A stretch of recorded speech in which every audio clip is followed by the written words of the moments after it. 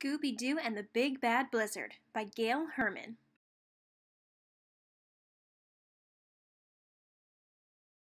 Scooby-Doo, Shaggy, and the gang were going skiing.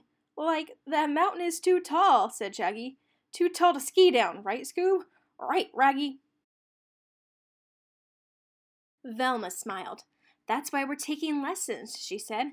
"So we can learn how to ski down the mountain safely," Fred added. "Hi," a man skidded to a stop. "I'm Todd, your teacher." "Then teach me how to take these off," Shaggy jiggled his skis. "We need to get some chow."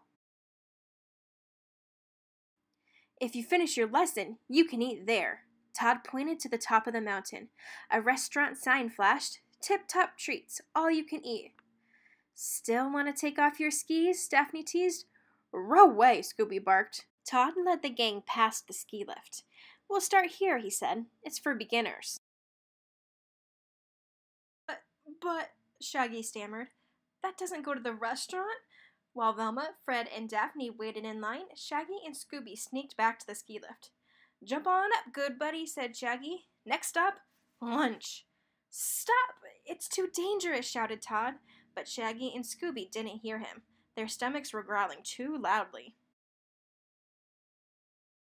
Snow began to fall as Shaggy and Scooby rode past the Bunny Run, and past the Bear Run, and the Big Bear Run. One by one, skiers got off the lift. Finally, Shaggy and Scooby reached the top. "Like, jump!" said Shaggy. The two leaped. They slipped and slid. The snow almost covered a sign that read, "Blizzard Alert, all slopes closed." The other skiers turned back. Some skiers yelled at Shaggy and Scooby. "Turn back! Did you hear something, Scoob, old pal?" Scooby shook snow out of his ears. Then he shrugged and peered around. The snow fell harder and faster. It was a blizzard. "Like, where is everybody?" said Shaggy. "And where's that all-you-can-eat place?" Something strange was going on. Shaggy wiped snow from a sign. "Monster Run," he read. "Monster?" he cried. "Run! There's only one way to go, good buddy," Shaggy yelled above the wind. "That's down." Shaggy and Scooby took one step, then another. "We're doing it," said Shaggy. "Who needs lessons, right, Scoob?" "Scoob?" Scooby-Doo didn't answer. He was staring straight ahead. A giant snow creature floated toward them.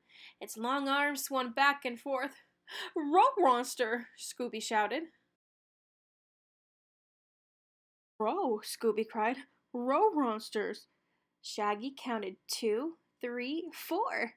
Their loud moans echoed in the wind.